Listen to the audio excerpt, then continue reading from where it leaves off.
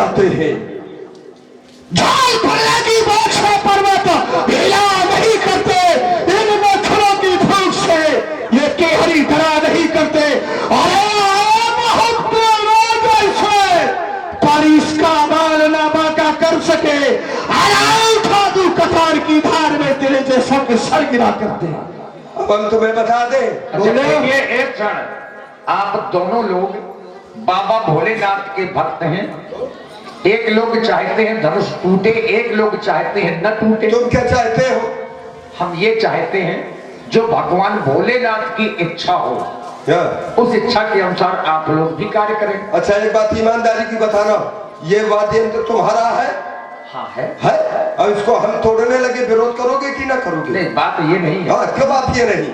अच्छा, अगर कोई वस्तु है, धनुष तोड़वाने में सबसे बड़ा हाथ भगवान शंकर के परिवार का है। अच्छा, परिवार के किस परिवार का है? कौन सा है? उनके पुत्र ने कहा या मैया ने कहा, किसने कहा?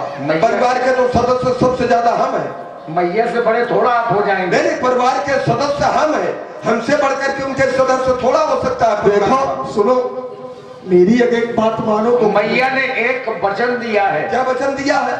सुन सिय सत्य, आशीष हमारी, और पूजे ही मन कामना तुम्हारी।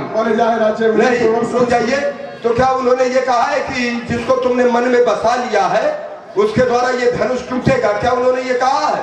और आप हैं भाई अनुज नामदेव, आपकी ओर से ये 11 पुष्पमुद्राएं सुंदर संवाद में प्रदान है। उन्होंने कहा तो है नहीं है? नहीं, देखिए, मन की इच्छा को वो मैया जानती हैं। अच्छा, मन की इच्छा को तो हम नहीं जानते हैं।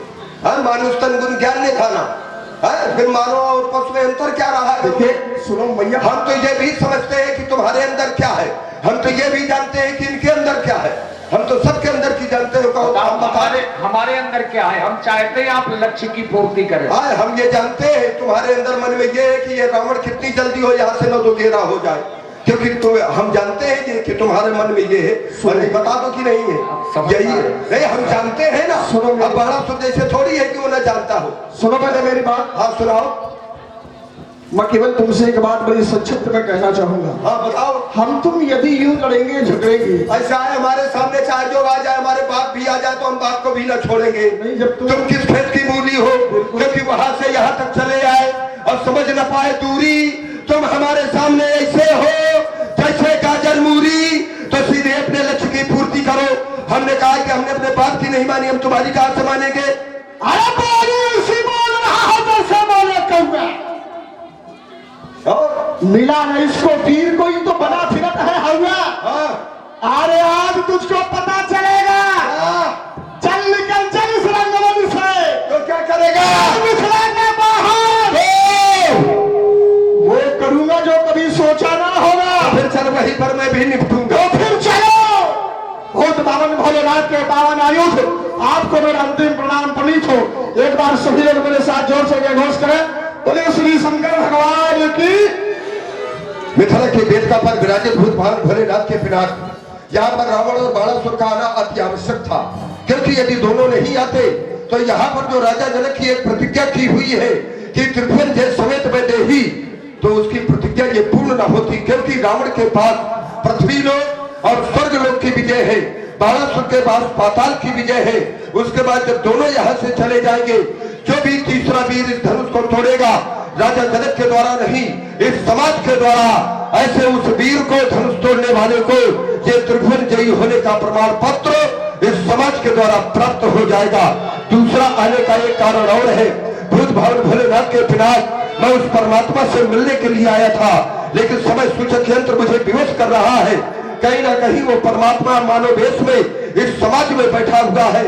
मेरा आपसे एक निवेदन है, एक प्रार्थना है, क्योंकि मैंने संसार के जितने भी राक्षस थे उन सभी राक्षसों को एकत्रित किया, और एकत्रित करने के बाद में उनका राजा बन बैठा।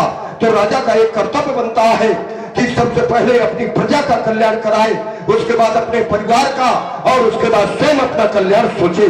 तो मेरी आपसे एक प्रार्थना यही है कि आप उस परमात्मा के कर कमलों में जाकर के जो भागों में परिणत होते हुए उस परमात्मा को और भी शक्तिमान बना देना, जिससे कि आगे आने वाले समय में मैं एक एक राक्षस को युद्ध क्षेत्र में भेज करके परमात्मा के द्वारा परम पद अर्थात मोक्ष प्रदान करा सकूं और बाद में मैं स्वयं भी अपने परिवार के सहित युद्ध क्षेत्र में उस परमात्मा के हाथों परम पद को प्राप्त कर सकूं। बस यही मेरी आपसे अंतिम प्रार्थना है, क्योंकि आपका उद्धार जिसके द्वारा होना है उसी के द्वारा तो हमारा भी उद्धार होना है।